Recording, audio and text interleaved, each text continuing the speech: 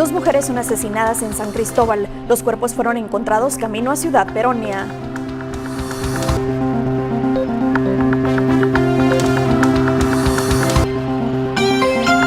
Cumbre de Migrantes reúne a cientos de guatemaltecos retornados e impulsan el emprendimiento local y la creación de empleos.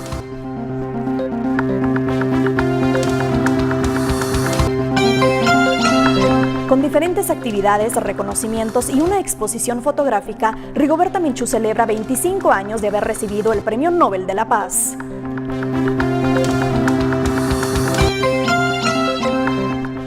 Hombre de 33 años acuchilla a 8 personas, entre ellos un niño de 12 años en Múnich, Alemania.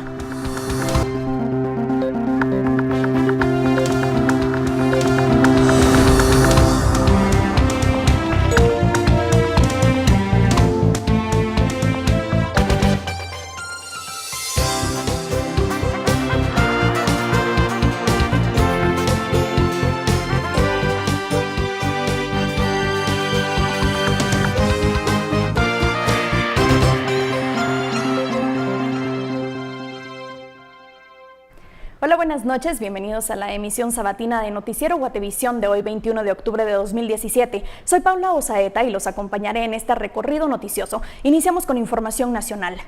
Dos mujeres muertas fueron localizadas a un costado del puente La Unidad en el ingreso a Ciudad Peronia, zona de 8 de Villanueva. Y como seguimiento al doble crimen, el Ministerio Público allana un negocio en el bulevar principal de San Cristóbal, donde se localizaron manchas de sangre. Las dos mujeres aparecieron en el camino a Ciudad Peronia, envueltas en impermeables. Fueron localizadas a las 7 de la mañana por los bomberos municipales departamentales, con heridas de arma de fuego en la cabeza y las manos amarradas, informaron los socorristas. Las mujeres de aproximadamente 26 y 40 años de edad no fueron identificadas. La de menor edad calzaba zapatos deportivos marca Adidas. Algunas personas acudieron en busca de familiares que tenían 24 horas o 2 días de estar desaparecidos. Y como seguimiento a las investigaciones en busca de evidencias que den con los responsables, el Ministerio Público allanó un negocio identificado como Sport Bar La Caguama, ubicado en el bulevar principal de Ciudad San Cristóbal. En el bar, los investigadores localizaron 52 evidencias. Entre las visibles se encuentran manchas de sangre, botellas de cerveza, un vehículo y un par de tacones. Testigos que viven cerca del lugar escucharon disparos a las 4:30 de la mañana. Los peritos del Ministerio Público buscaron evidencias en el vehículo que estaba estacionado cerca del negocio allanado, supuestamente relacionado con el doble crimen. Momentos más tarde llegó el propietario del automóvil. Después de ser interrogado por más de 1 hora, se marchó. Aparentemente anoche se retiró del bar y dejó el vehículo estacionado. Por Una Guatemala en Paz, Suseli Contreras y Jorge Hernández. Un niño de 11 años y su hermano de 5 fueron rescatados por la PNC en San Antonio Chiquito, Uspantán, Quiché, de su padrastro y su madre que los golpeaban fuertemente. El niño de 11 años es de capacidades especiales y presentaba golpes en la cabeza, y su hermano de 5, cicatrices en la espalda y heridas recientes provocadas por azotes. Hipólito Osorio, de la PNC de Chicamán, Quiché, dijo que solicitarán una orden de captura en contra del padrastro y de la madre, identificados como Silverio López Pú y María Uschik. La PGN trasladó a los niños a un centro asistencial para su evaluación y posteriormente enviarlos a un hogar seguro. El Centro Intercultural de Quetzaltenango fue la sede a la que acudieron familiares de migrantes, retornados y migrantes para el evento Aquí y Allá Somos Comunidad, una cumbre que por primera vez abordó diferentes temas relacionados con los migrantes y que fue apoyada por diversas organizaciones que velan por ellos. Por 2 días, la primera cumbre de migrantes y retornados reunió a cientos de personas con el fin de analizar el uso de las remesas, promover el emprendimiento en los retornados e inspirar a los migrantes. En Aquí y Allá Somos Comunidad también se habló sobre los sufrimientos que enfrentan migrantes guatemaltecos. Muchos conciudadanos de aquí no saben exactamente cuán se sufre, ¿verdad? Cuán se sufre demasiado para poder tener esos dólares, ¿verdad? Y poder mandarlos acá para subsistir. Nuestro propio norte, ciudadanos aquí y allá, migrantes que son puentes, economía en movimiento, comunidades buscando su propio norte y el sueño guatemalteco fueron los temas abordados durante la cumbre, además de los testimonios de de migrantes y retornados, así como la música, poesía y otras ramas del arte que estuvieron presentes. Sí, yo creo que el cambio más importante es que se deje de pensar de que el migrante es un criminal o que es un perdedor porque fue deportado, sino que el migrante es un potencial para poder desarrollar el sueño guatemalteco que nosotros estamos proponiendo hoy en día. En la cumbre a la que asistieron personas de las comunidades de todo el país, principalmente del occidente, se dieron alternativas para invertir las remesas y no solo gastarlas, así como para los migrantes y retornados poder desarrollarse en Guatemala con las habilidades adquiridas en Estados Unidos. Desde Quetzaltenango, por una Guatemala en paz, María José Longo, Noticiero Guatevisión. Hacemos nuestro primer corte comercial. Cuando regresemos, Rigoberta Menchú celebra 25 años de haber recibido el Premio Nobel de la Paz.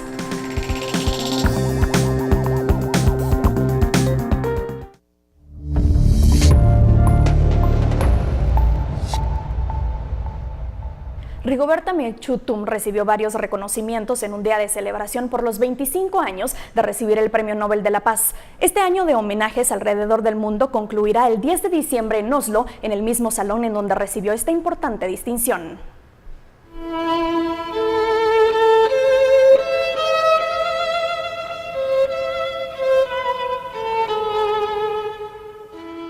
Tuve dos reacciones. Uno fue que hubiera querido ver a papá, mamá, los hermanos, acompañándome en ese día y sentía mucha nostalgia por ellos. Para tener premio Nobel no era necesario que mis padres estuvieran muertos y muchos otros, pero al mismo tiempo era un mensaje muy grande para el siglo que vivimos. 25 años han pasado desde que Rigoberta Menchú Tum fue nombrada Premio Nobel de la Paz. Desde entonces ha formado parte activa de un sinnúmero de encuentros, proyectos, negocios, la dirección de la fundación que lleva su nombre y ha sido candidata presidencial en 2 ocasiones. Ha recibido muchos reconocimientos, entre ellos más de 15 doctorados honoris causa. En 1998 recibió el Premio Príncipe de Asturias de la Cooperación Internacional, embajadora de buena voluntad de la UNESCO. Su principal discurso alrededor del mundo es el respeto a los derechos y la identidad de los pueblos indígenas. Los derechos humanos creo que es el tema más fuerte que hemos abordado en Guatemala y en América Latina, pero también hay otros temas como la economía comunitaria, como el arte contemporáneo de los pueblos, como la necesidad de una academia que incluya educación en contextos multiculturales, y apoyar muchos jóvenes que inician su carrera. En el marco de estos 25 años recibió varios homenajes, entre ellos una reliquia, y también honró a personas que han contribuido a la misma causa de los pueblos indígenas y la paz. Por una Guatemala en paz, Ligia Herrera, en cámara Juan Carlos Pérez. Asimismo, llamamos a Lucía. Líderes infantiles del departamento de Sololá piden inclusión del idioma materno en el sistema de educación y que sea bilingüe. Consideran que es un derecho para no perder el idioma materno.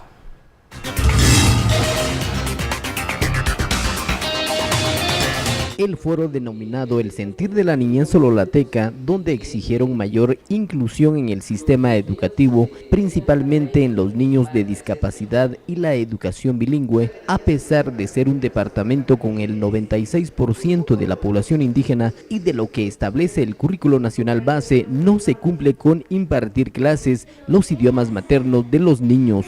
Yo de peticiones hice que manden a un maestro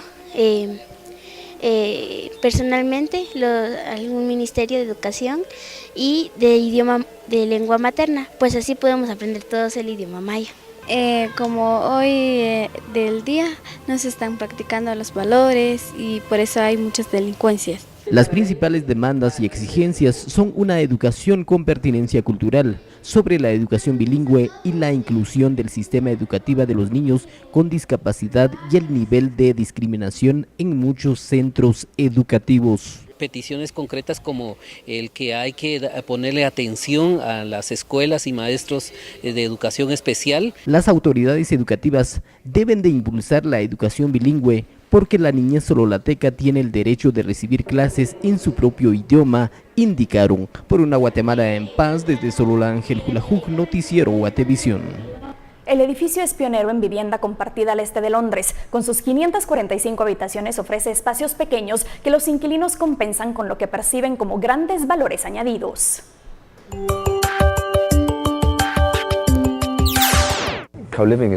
La vivienda compartida ofrece no solo una casa, sino un lugar para prosperar, un lugar para venir y conocer gente nueva, para conocer potenciales mentores, socios de negocios, aprender cosas nuevas. Y creo que es una opción muy atractiva para la gente que viene a Londres y que debería ser apoyada por el gobierno. El edificio Old Oak ofrece habitaciones de 12 metros cuadrados con energía, internet y limpieza incluidos en el alquiler. Pero los inquilinos compensan los pequeños espacios individuales con un spa, gimnasio, clases deportivas, biblioteca, un despacho colectivo, actividades lúdicas y musicales, un restaurante y un cine. Me gusta pensar en esto como una inversión. No solo he hecho amigos, sino la clase de amistad convertida en red laboral. He conocido mucha gente con la que ahora también trabajo. Ahora estoy desarrollando una app con alguien que vive en el edificio. El inmueble, inaugurado en 2016, está ocupado en su totalidad. Sus habitantes de entre 22 y 35 años perciben unas 30.000 libras anuales. Aquí pagan entre 850 y 1.100 libras de alquiler, en vez del promedio de 1.600 libras que cuesta compartir un apartamento en Londres. Otros 2 desarrollos similares ya se encuentran en construcción y abrirán sus puertas en 2019. El promotor también se plantea expandirse a otros países y públicos, como las familias. Nuevo corte comercial. En noticias internacionales, hombre hiere a 8 personas con un cuchillo en Múnich, Alemania.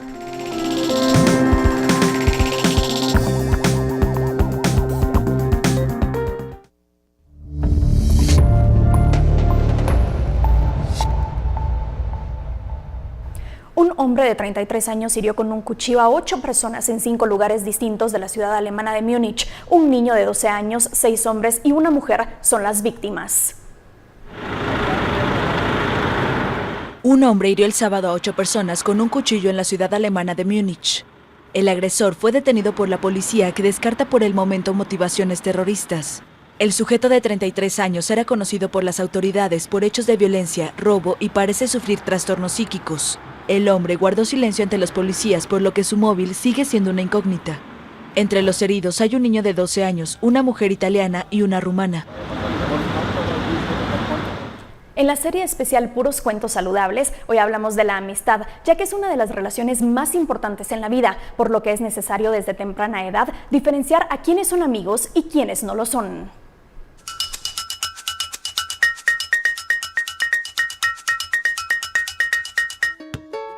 Mi mejor amiga de toda la vida es Monse. Con ella puedo jugar, inventar historias y hasta hacer la tarea. Es más, podemos pasarnos todas las tardes juntas y nunca nos aburrimos.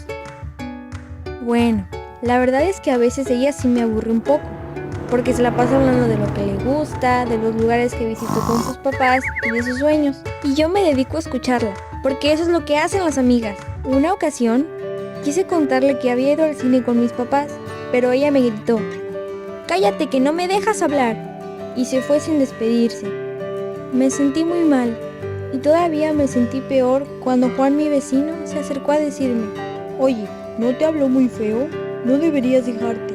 Le expliqué que había sido mi culpa por no saber escucharla. De todas formas, él me dijo de nuevo: «Yo creo que una buena amiga no te trataría como lo hizo ella». Durante algunos días, Monse fingió no verme ni escucharme, aun cuando estaba a su lado. Por suerte no es tan rencorosa. La pude contentar y pronto volvimos a ser amigas.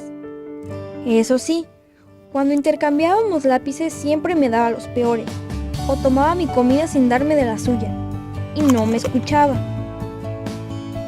O encontraba el modo de que solo habláramos de su vida, porque decía que lo mío no era tan interesante como lo que le pasaba a ella.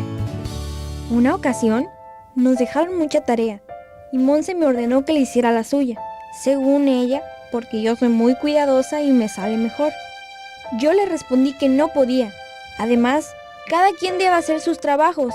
Monse se enojó y me dijo que si no le hacía la tarea, dejaría de ser mi amiga. Esa tarde no salí a jugar, porque nos habían dejado varios dibujos y yo debía terminar los míos y los de Monse. A pesar de estar ayudando a alguien a quien quería, mi corazón estaba triste y tenía el estómago revuelto. Era como si sintiera vergüenza de mí misma. No dejaba de preguntarme, ¿por qué sigo siendo su amiga si no me siento bien estando con ella? Y si me hace sentir mal, ¿por qué debo soportarla? Está bien querer a las amigas, pero antes debo quererme muchísimo a mí misma. Porque si te quieres, sabrás pedir que te traten como lo mereces, con respeto. Decidí no hacerle su tarea. Ella se enojó muchísimo conmigo y me reclamó por ser tan mala. Intenté explicarle lo que sentía, pero ni siquiera me escuchó. Preferí alejarme de Monse, no solo ese día, sino para siempre, porque una buena amistad te escucha, no te obliga a hacer lo que tú no quieres, y además te hace sentir cómoda. Y yo prefiero pasar las tardes con quien me respeta y me hace sentir bien.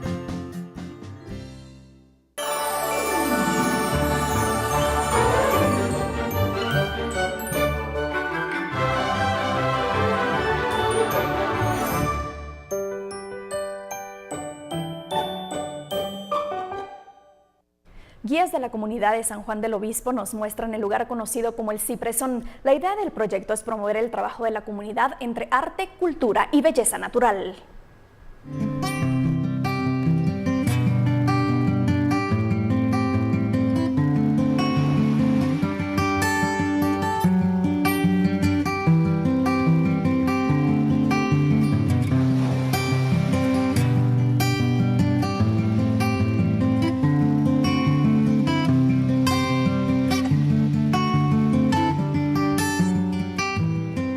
Nos interesa también que toda la comunidad de San Juan del Obispo se involucre. ¿Por qué? Porque no nos tomamos nosotros solo en cuenta como proyecto, sino que hemos involucrado también a otros comercios que hay en esta comunidad. En sí nuestro proyecto se llama Turismo Ecológico en Senderos del Níspero. Contamos aquí realmente con propiamente ayuda familiar. Y en este proyecto pues realmente le estamos ofreciendo a todo el visitante, ya sea nacional o extranjero, un ambiente diferente, un ambiente de contacto con la naturaleza. ¿Qué les ofrecemos aquí realmente? Bueno, tenemos el área disponible. Si ustedes gustan hacer un camping, tenemos el área de camping, donde la persona puede venir también a pasar un fin de semana agradable. Contamos también con peceras, donde tenemos el cultivo de tilapias y otros que son directamente para que los niños también aprendan a alimentarlos. Como proyecto pretenden un objetivo de comunidad, ¿cuál es este? Ese objetivo es que aparte de que nosotros estamos ofreciendo este espacio, también tenemos una página web.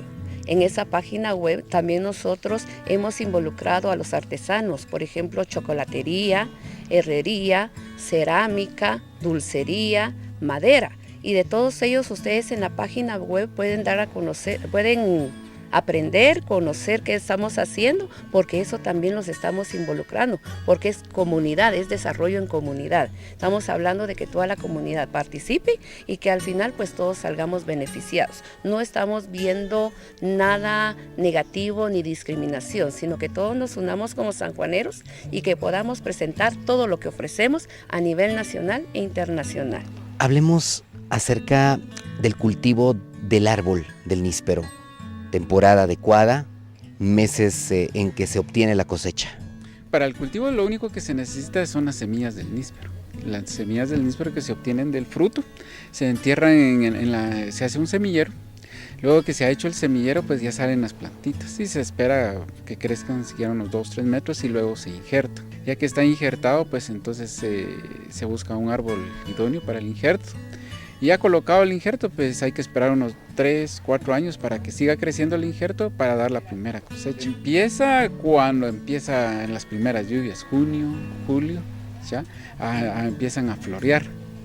Ya luego viene el proceso junio, julio, agosto, septiembre, octubre. Ya en esta fecha ya tenemos las últimas semanas de septiembre y las primeras semanas de octubre, ya empieza la cosecha. empiezan a ver las primeras plantas a madurar su fruto.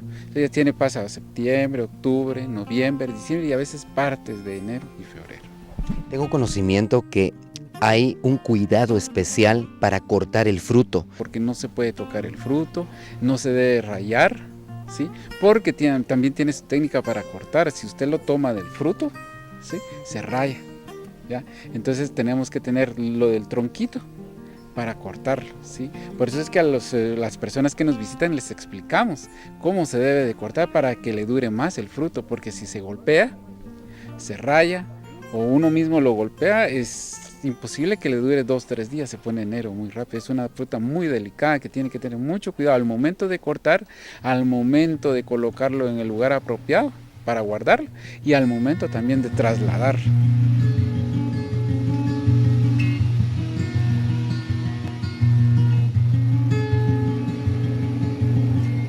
Es tiempo para nuestro psicólogo Arturo Archila con otra de sus reflexiones que buscan llegar hasta lo más sensible de las personas.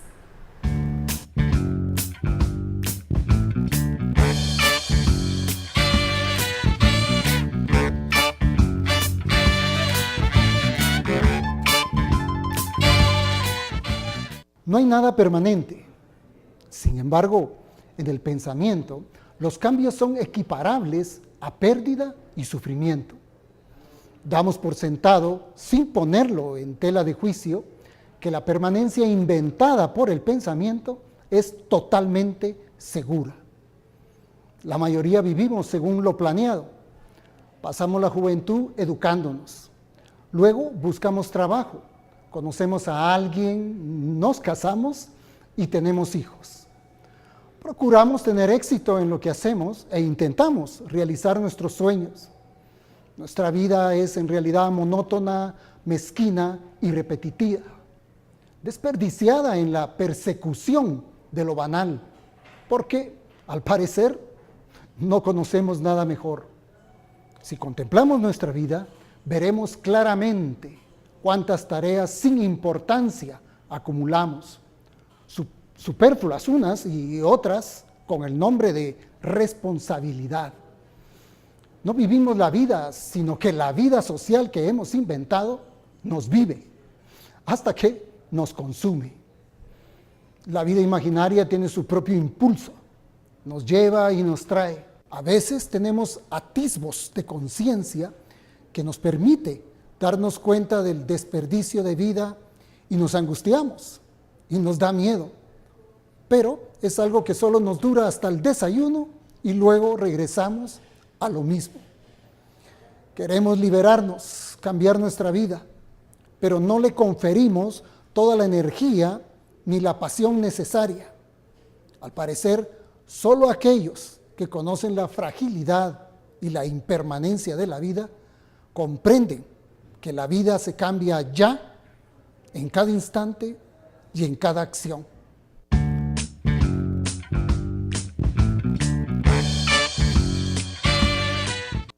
Veamos ahora cuáles serán las condiciones del tiempo para este domingo con Marisol Padilla.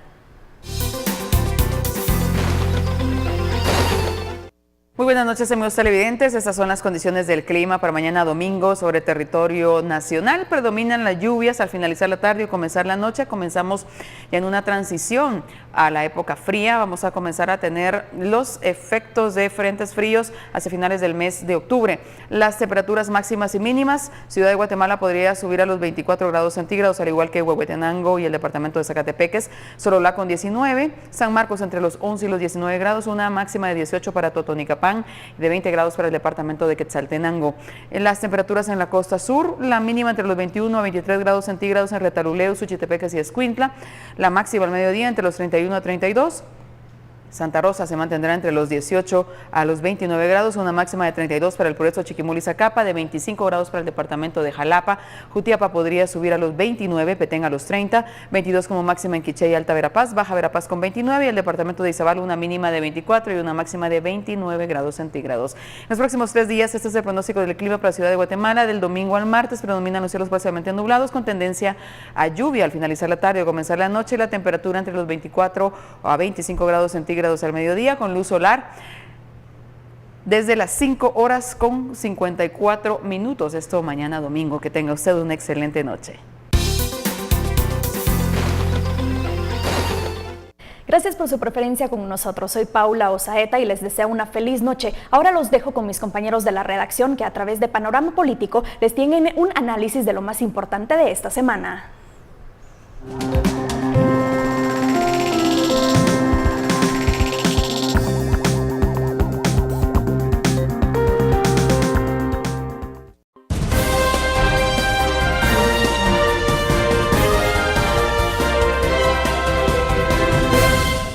¿Qué tal? ¿Cómo están? Muy buenas noches, bienvenidos a Panorama Político, pues hoy con las chicas de la redacción, Carolina Leverón, Dulce Rivera y también un invitado especial, Ricardo Barreno, él es analista político y estamos acá para tratar algunos temas que sucedieron durante la semana.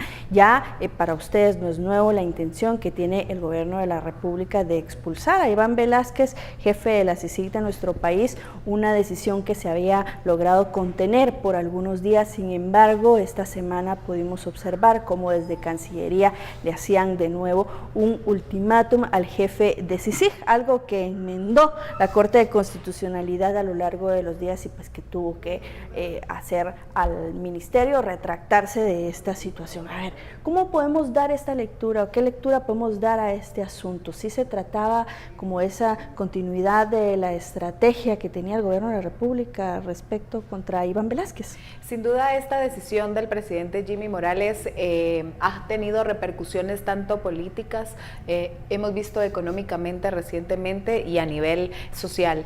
La Corte de Constitucionalidad simplemente da una ejecución de un amparo que ya había otorgado cuando el presidente Jimmy Morales declaró non grato a Iván Velázquez y fue así como justifica o argumenta su resolución en que primero ya había habido un amparo provisional y que también el artículo 12 de la Constitución de la CICIG establecía que cualquier tipo de controversia debía resolverse a través de la ONU y el gobierno de Guatemala. Sin duda, esta es una ejecución que la Corte tenía simplemente que darle este seguimiento y tenía que nuevamente rectificarle la plana, digámoslo así, al gobierno por, no sé si malas decisiones en el sentido de no estar bien asesorados respecto a cómo proceder en estos casos.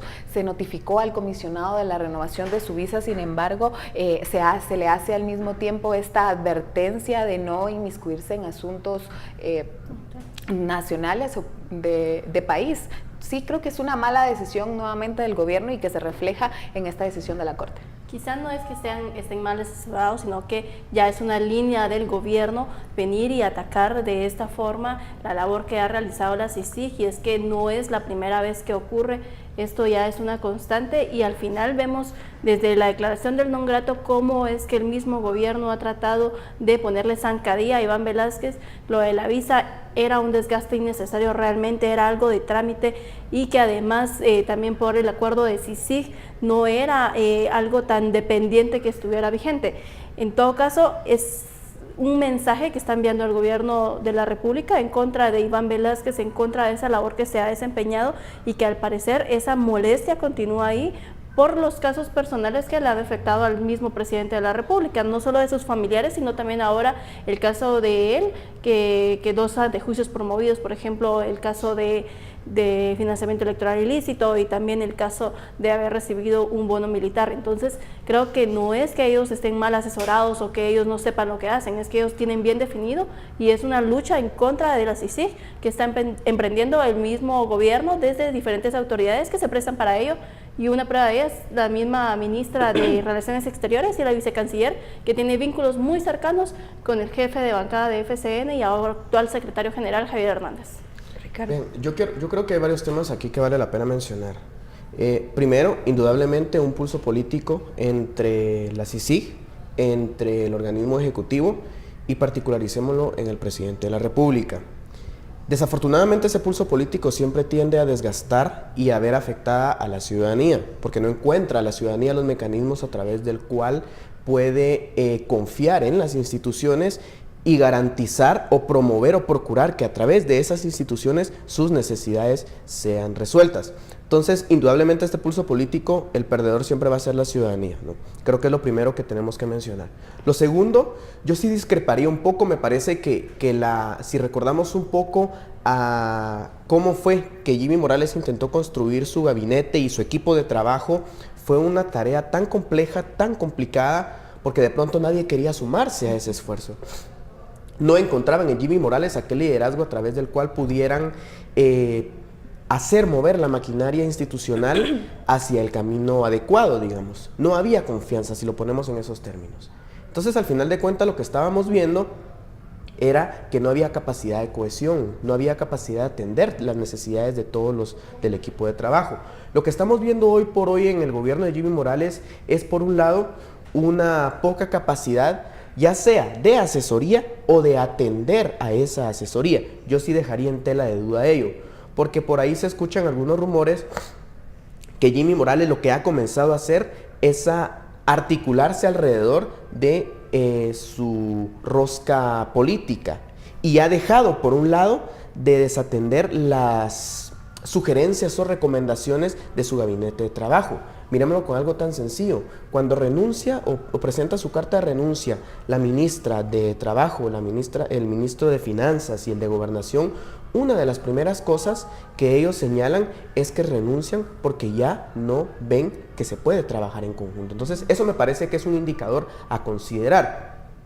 Y que al final de cuentas todo ello lo vemos, por un lado, un presidente de la República que pareciera ser que va hacia otra dirección contrario a la que va su cuerpo político y que permite este tipo de errores diplomáticos, como en una carta pues de pronto que era una pura formalidad a través de la cual solo se le señalaba que efectivamente pues a pesar de no haber cumplido con los requisitos o a pesar de no haber atendido el orden para presentar una visa o para solicitar la renovación, por ejemplo, se meten a señalar cuestiones que de pronto diplomáticamente son pecados en este momento. Y más en esta coyuntura en donde el pulso político cada vez se incrementa más. Y vemos, entre otras cosas, la calidad de funcionarios que tenemos, que creo que es importante. Y es que mucho se ha cuestionado justamente esto, cómo llega la canciller Sandra Jovel, así como la vicecanciller que firma esta nota, que cabe de paso es mamá de uno de los asesores del presidente Jimmy Morales. Entonces sí es un poco complicado en el sentido de que todas las decisiones que en este momento, sí, no hay una confianza de parte de la ciudadanía a la presidencia de Jimmy Morales. Todo esto ha venido a repercutir tal grado que, como digo, ha generado una inestabilidad política, social y económica y ya comenzaron a dar las alertas. Hablando precisamente de esas consecuencias, por ejemplo, las primeras que pudimos observar era de la señora Norma Torres, que envió un mensaje bastante tajante desde Estados Unidos, y luego pues vimos otros senadores que estaban ahí prácticamente también defendiendo la situación en Guatemala del lado de, bueno, entonces cancelemos las visas a todos los corruptos. Eso también llamó mucho la atención, Ricardo. Sí, indudablemente. Dos cosas, solo para terminar de cerrar el tema anterior. Yo no quiero ser pesimista al respecto, pero creo que sí debemos de estar conscientes en casa que la clase política presenta grandes debilidades. La clase política hoy por hoy no tiene de pronto las capacidades suficientes, las capacidades técnicas y las capacidades políticas para articular necesidades ciudadanas. En consecuencia, ¿qué le podemos pedir a una clase política que no ha tenido capacidad de articular propuestas, que no ha tenido capacidad de construir líneas de acción estratégica? Pues de pronto lo único que nos queda como ciudadanos es estar alerta y estar presionando a aquellas herramientas que ya vienen en camino, como la ley electoral y de partidos políticos, por ejemplo, incluso ley de servicio civil, para evitar que personas que personas que han sido nombradas recientemente cometan estos errores diplomáticos y mucho más allá. Lo curioso, insisto, es que pareciera ser que el punto central de todo esto es preguntarnos si yo como funcionario quiero que la corrupción, que investigaciones en materia de corrupción me afecten o no me afecten. Y en consecuencia de ello, el funcionariado toma una decisión. Pero a la medida en que el funcionariado guatemalteco toma una decisión, aquellos actores externos y que cada vez han hecho más evidencia de capacidad de acción y decisión que tienen en la gestión guatemalteca, también reaccionan. Muestra de ello es justamente las cartas que emitieron distintos senadores en un primer momento, o cuerpo diplomático del extranjero, en un primer momento apoyando la labor de la CICIG, si ustedes se recuerdan. Entonces ya veíamos ahí cómo es que esas trincheras pro corrupción, si lo quisiéramos denotar así, se acuerpaban a favor de esas investigaciones. Pero por otro lado, ya venían entonces también aquellos cuerpos nacionales atrincherándose y diciendo, señores, yo no quiero que a mí me investiguen. Y que ojo, en este tema de las cartas estamos viendo una unión tanto del Congreso estadounidense, que está pidiendo trabajar en conjunto con el gobierno estadounidense para ver la situación de los recursos que Guatemala recibe en calidad de donación. Bueno, sin duda las consecuencias seguirán viniéndonos y bueno, vamos a seguir hablando precisamente de estas en el siguiente bloque, así que por favor esté pendiente. Ahora vamos a un corte comercial.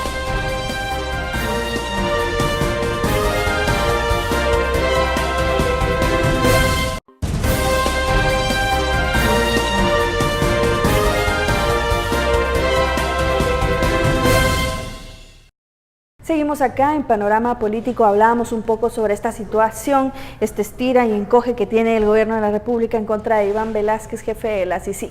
Y bueno, ahora quiero que hablemos un poco sobre las consecuencias, porque una de las consecuencias pudo haber sido esta carta de los senadores pidiendo ya que se cancele la visa para los corruptos, pero no es la única. Vemos también consecuencias económicas, por ejemplo, una certificación, una mala calificación para Guatemala en temas de inversión y empleo, que eso más adelante pues va a repercutir y que ya ha puesto en alerta al sector privado, que en algún momento no se haya pronunciado tan tajantemente sobre esta crisis política. A ver, ¿cuáles son los riesgos que se vienen? Si quieren empezamos con Ricardo, nuestro invitado. Claro que sí. Yo creo que lo primero es justamente esto que hemos venido hablando, es la confianza en las instituciones. Cuando no hay confianza o poca legitimidad en las instituciones y en temas económicos, indudablemente la inversión tiende a bajar. El problema es que acá nos encontramos con un sector empresarial que genera y ofrece empleo, por ejemplo, versus un Estado guatemalteco que pareciera ser que no está teniendo las capacidades para promover y generar esas condiciones mínimas. Entonces, insisto, vemos cómo es que la institucionalidad se está desgastando de tal manera que el afectado resulta ser siempre la ciudadanía que ya no encuentra trabajo, y que ese desgaste de legitimidad, ese desgaste de confianza, incrementa la brecha entre la capacidad que tenga un sector empresarial de trabajar en conjunto con las instituciones guatemaltecas. Y eso que solo lo estamos viendo a nivel nacional, a nivel regional, por ejemplo, y si quieren para no irnos tan lejos, a nivel centroamericano, el tema de la integración en términos económicos también se ve afectada. El trabajo cooperativo en términos de productividad, en términos de ingresos, egresos, también se ve afectado, porque Guatemala parece ser que no está generando las condiciones para garantizar empleo, para garantizar respuestas adecuadas a las necesidades de la ciudadanía y tampoco está garantizando condiciones para un trabajo cooperativo. La pregunta es entonces, ¿cómo le hacemos? Y es que también yo creo que los problemas de desempleo, los problemas de pobreza y desigualdades que existen en el país han existido por años atrás. Los informes cada vez solo nos actualizan que han incrementado las desigualdades, que ha incrementado la pobreza. Pero yo me pregunto que si se está hablando de poner en riesgo la estabilidad económica, ¿cuándo o por qué los números, en vez de salir adelante, estamos retrocediendo más? O sea, estamos hablando de inversiones, pero inversiones y riqueza ¿para quién? Porque vemos todavía altos índices de pobreza en la población y no sabemos en este momento cómo está la situación entonces ¿a quién estamos generando inversión o para qué estamos generando inversión? Y que este es un problema no solo por la coyuntura política de este momento y los casos de corrupción que se han descubierto, sino este problema viene de atrás.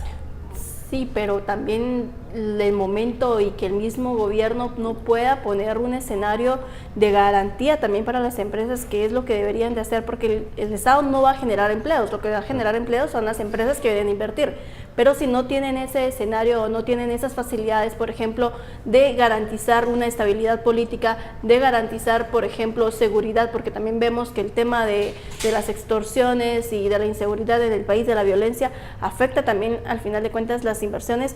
Entonces, parte de todo esto es que el mismo gobierno no ha tomado acciones concretas para garantizar esa buena estabilidad política para las empresas y que puedan venir inversiones. Y cuando se ha garantizado eso, ¿por qué entonces no hemos visto que se disminuyan los índices de pobreza, por ejemplo? Por la misma corrupción, porque al final de cuentas tampoco estás invirtiendo realmente los recursos que tenés en programas que ayuden a la población. Vemos que se gastan más en viáticos para funcionarios públicos que en, por ejemplo, poner unas buenas patrullas o darles un aumento a los policías. Incluso me atrevería a decir que, al menos en lo que yo he tratado de explorar, no hemos visto que exista realmente esa garantía para el sector privado, ni siquiera para el ciudadano. Vamos con cosas tan básicas como el hecho del acceso a la educación, el acceso a la salud, que finalmente es parte base de ese desarrollo que debe tener como que la sociedad. Pero ahora yo quisiera que platicáramos también sobre qué es lo que se está haciendo a nivel político, porque vemos por un lado que se está analizando todo este tema de la ley electoral y de partidos políticos y todo, pero de ahí ya no hemos pasado, ya no hemos logrado avanzar por esa misma resistencia que tienen todos estos sectores que en algún momento se van a ver afectados. Sí, indudablemente. Yo creo que al final de cuentas, como bien mencionaba, el tema, la problemática social muchas veces tiene una explicación en la problemática o en la situación política. La problemática económica también viene a desencadenar efectos inmediatos en la situación política. Y hoy por hoy lo que estamos discutiendo es cómo readecuar o reajustar las reglas de juego para garantizar en un primer momento partidos políticos más estructurados, más fuertes, hacia adentro y hacia afuera. Por otro lado, estamos procurando una ley electoral que garantice mayor representación y mayor cercanía entre la ciudadanía, sus necesidades y el mismo partido político. Y por otro lado, continuamos con la lucha de construir y garantizar una institucionalidad electoral lo suficientemente sólida, que permita, entre otras cosas, controles adecuados en financiamiento, controles adecuados en el ejercicio electoral, controles adecuados en el ejercicio político de los partidos políticos. El problema justamente es que la coyuntura pareciera ser que se está moldeando hacia el resguardo de esa misma clase política. Esta semana justamente vimos cómo en las mesas técnicas del Congreso de la Comisión de Asuntos Electorales se dejó prácticamente por un lado el tema de cuotas de participación, una lucha que históricamente para las mujeres ha significado sufrimiento, ha significado llanto, ha significado victorias, ha significado tantas cosas buenas como malas, pero que aún no ven los resultados concretos y que esta parecía ser la coyuntura para que tuvieran mayores accesos a la participación política. Vemos también cómo el tema de los subdistritos y de los listados desbloqueados parece ser que tampoco tiene altas probabilidades de pasar. La cuestión es que entonces estamos reduciendo espacios a una ley electoral que en principio garantizaba mayor participación y mayor representación y que cada vez comienza de nuevo, y espero no ser pesimista, comienza a cerrar espacios y a moldearse hacia intereses particulares, como ha ocurrido en ocasiones Estamos prácticamente viendo un poco de lo que ocurrió en medio de la crisis política del 2000, después de las elecciones del 2015, donde nuevamente el Congreso hizo modificaciones ajustadas a la medida y que creo que en este momento no funciona que los diputados estén elaborando una propuesta. Se deben ser de la ciudadanía las propuestas del Tribunal Supremo Electoral, que tiene la legitimidad más alta, digámoslo así, en esta situación. Claro, aunque el tiempo también es importante, porque si quieres reformas que entren en vigencia para 2019, ya estamos como un poco corriendo. Entonces también habría que plantearse qué es lo que se quiere para las próximas elecciones, si estamos en condiciones para seguir con el mismo proceso, con el mismo sistema político, o si daría chance o también se confiaría un poco en los diputados de hacer esta reforma. Yo lo que sí quiero hacer mención rápidamente es que no perdamos de vista que la ley electoral vigente, la que se discutió en 2015 y se aprobó en 2016, nos dio dos herramientas fundamentales. La primera, una unidad especializada en medios de comunicación, y la segunda, una unidad especializada en temas de fiscalización. De pronto, dos de los grandes temas que en el sistema político guatemalteco ha sido ha sido ampliamente discutido, ¿no? ha sido álgido, y que ha permitido que partidos políticos puedan beneficiarse y dejar descuidado a otros, ¿no? El problema justamente es que estas dos unidades hoy por hoy no tienen ni el recurso económico ni el recurso humano. Entonces, mucho ojo con eso. Y otro ojo, me parece que las condiciones actuales o la coyuntura también está orientando a un proceso electoral a que sea cada vez más local. Y al ser cada vez más local, implica y obliga a los partidos políticos a que se relacionen de manera más directa con sus votantes, con la ciudadanía, e identifiquen en mayor medida las necesidades. Entonces creo que son dos elementos que no debemos descuidar, independientemente si la ley vaya a pasar o no. Bueno, gracias Ricardo. Vamos a un nuevo corte comercial y a regresar ya a la fase final de Panorama Político.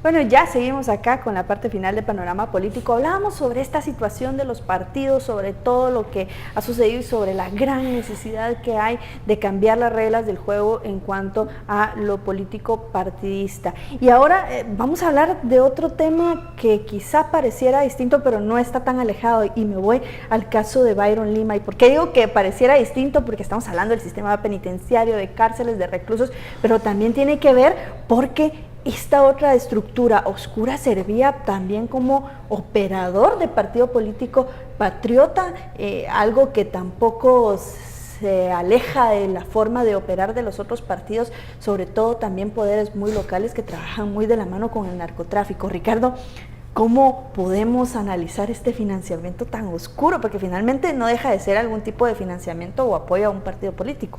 Sí, yo creo que estas semanas en donde la coyuntura de pronto nos ha intentado rebalsar con tantos elementos, ha evidenciado dos cosas, ya se ha mencionado. La primera es que uno de los pecados, como decía el comisionado Velázquez en Guatemala, es el financiamiento, es la corrupción. El problema es que estamos viendo que es ese financiamiento el que está orientando el comportamiento de las estructuras partidarias y de cualquier actor político involucrado en gestión administrativa.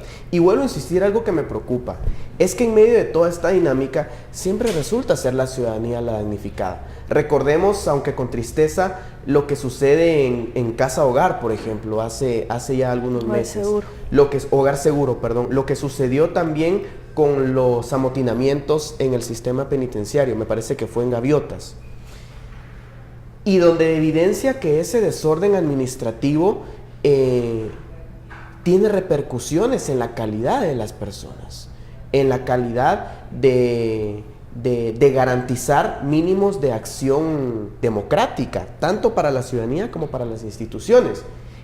Y que hoy por hoy el caso de Byron Lima lo que nos evidencia, entre otras cosas, es en un primer momento que ese desorden administrativo no se ha superado y pareciera no querer superarse, con algo tan sencillo. Ley electoral la estamos discutiendo, pero ¿en dónde se dejó la ley constitucional en materia de justicia, por ejemplo? ¿En dónde se dejó la ley de servicio civil, por ejemplo? Que permitirían, y así podríamos ir mencionando muchas más, pero que permitirían eventualmente reordenar de nuevo la casa política, la casa pública en Guatemala. Y que estas evidencias, y espero no tengamos más casos similares, nos demuestran que la casa sigue desordenada y que no hay voluntad política, técnica, cualquier apellido que le querramos poner para ordenar la misma. Y es que usar como tantos obstáculos para avanzar, por ejemplo, en las leyes tan importantes y en estos cambios a la ley electoral, por ejemplo, y a todas las que podemos mencionar como un rosario de leyes que están pendientes, ¿cómo no puede utilizarse esta sola situación que mencionaba el Ministerio Público, la CICIG y la propia exconviviente de Byron Lima? O sea, el Partido Patriota le hacía favores a Byron Lima a cambio de que éste hiciera atentados en los lugares donde iba ganando líder. O sea, ese nivel de política tan sucia la que teníamos, y Byron Lima pues repartiendo a todos su financiamiento, ya sea con playeras promocionales o este financiamiento tan duro, tan violento, ¿no? Y mucho ojo, porque los partidos políticos que hoy por hoy están señalados en esos involucramientos son los partidos que fueron o que siguen siendo mayoritarios en el Congreso de la República, o que al menos tienen capacidad de dirigir la maquinaria parlamentaria, lo cual preocupa todavía más, porque entonces orienta a pensar que esas capacidades de acciones y decisiones a lo interno del Congreso de la República no tienen un tinte democrático, sino más bien tienen un tinte de corrupción, de financiamiento ilícito y cualquier otro adjetivo peyorativo que quisiéramos ponerle. Y es que el tema de finalmente de las campañas políticas llega hasta el caso Gerardi, como lo vimos esta semana en la declaración de Alejandra Reyes, conviviente de Byron Lima. Ella prácticamente narra una de las últimas revelaciones que le hizo Lima luego de ser asesinado, en donde le confirma, antes de ser asesinado, donde le confirma que efectivamente Byron Lima habría tenido que ver en el caso Gerardi por una orden presidencial que tuvo en ese momento de modificar la escena del crimen, y que a raíz de esto podríamos decir entonces que ahí parte esta conexión entre Lima y el actual alcalde Álvaro Arzú, a quien también favoreció con extraer recursos municipales para cuestiones propagandísticas en la campaña de 2015. Entonces vemos cómo todo esto se va revelando en esta caja de Pandora, como bien tiene el nombre muy acertado el caso, y que las consecuencias de un mal sistema político electoral son estas que estamos viendo a la luz, cómo detrás de esto se mueve la corrupción para financiar las campañas, y que seguramente vendrán más revelaciones. Y así como Byron Lima, hay muchas personas más que todavía manejan así la política, el poder, el financiamiento hacia los partidos políticos. ¿Cuántas veces no hemos escuchado o sabido o esos rumores de que el mismo narcotráfico financia a partidos políticos, al poder local, principalmente a los alcaldes de lugares fronterizos? Y todo esto creo que no se va a terminar de descubrir nunca, porque es como un sistema que entre ellos mismos se protegen, se va uno, entra otro, y todo como un crimen organizado con una estructura ya definida, y que sí sorprende un poco, digamos, también la defensa que ha tenido Álvaro Arzú y algunos de sus seguidores, que si bien, bueno, algunos son trabajadores, entonces no les queda más que defender al jefe, pero sí sorprende un poco esa ofensiva que ha tenido Álvaro Arzú, incluso sus cercanos, en decir que esto todo es un show, que no es cierto, incluso de poner en duda la declaración de ahora Alejandra Reyes, pero cuando era Byron Lima quien decía que habían cosas en el sistema malos, ahí sí se le creía. Entonces obviamente un discurso contrario. Quizá agregaría a esa lista que mencionas tú de financistas oscuros, también otros financistas que quizás no son tan oscuros, pero a veces tienen fines oscuros. Por ejemplo, medios de comunicación, podemos hablar de ello, podemos hablar megaempresas que invierten en todos a cambio de luego tener algún tipo de retribución. Finalmente, lo importante acá es cambiar esas reglas del juego, insisto, para que el importante sea el votante, el importante sea el ciudadano para esos partidos y para esas organizaciones que deberían ser democráticas y que deberían de tener ahí participación realmente ciudadana, representación ciudadana, y no gente que compra sus casillas dentro de los partidos. Y que al final estamos siendo un ejemplo a nivel local, digámoslo así, sin ir tan lejos con México, de que se está descubriendo esto y está saliendo a la luz, pero aún así ni adentro, ni nosotros, ni en algunos casos algunos guatemaltecos, malos guatemaltecos, no quieren que esto cambie. Ricardo, ¿tú querías agregar algo? Sí, yo creo que al final de cuentas, no podemos pintar el panorama pesimista de una manera tan optimista, porque hay que ser realistas, ¿no? Pero en alguna medida yo creo, no sé qué pensarán ustedes, que esto representa una oportunidad para que las estructuras que hasta hace poco pensábamos que eran inquebrantables, las estructuras y actores políticos que eran inmovibles, inamovibles, tanto a nivel nacional como a nivel local, y que en consecuencia no permitían una sana competencia electoral, hoy por hoy están tambaleándose, hoy por hoy están al borde de enfrentar procesos judiciales, y que creo yo que a la luz de un proceso electoral que cada vez se aproxima con más fuerza, pues de pronto lo que nos queda como ciudadanos es estar pendientes, aquellas personas o aquellos nuevos liderazgos que quieran involucrarse en política, estar atentos a los tiempos, y por qué no pensar a la luz de ese desquebrajamiento de la clase política, digamos. Voy a ser un tanto optimista. ¿Por qué no pensar en ese involucramiento de nuevos actores que permite eventualmente la reoxigenación inicial del sistema y que sean esos actores los que verdaderamente promuevan una ley electoral y de partidos políticos que atienda a las necesidades ciudadanas? Bueno. Se me ocurre, por ejemplo. Ojalá eso sucediera para que todos pudiéramos tener esa oxigenación, como ya lo mencionas, de este sistema político que nos está prácticamente ahogando. Muchísimas gracias, Ricardo Barreno, politólogo, analista político. Dulce Carolina, muchísimas gracias. Y a usted en casa, gracias por vernos. Le recuerdo, mañana nuestra edición dominical con nuestro director Haroldo Sánchez. Muy buenas noches, soy Gladys Ramírez.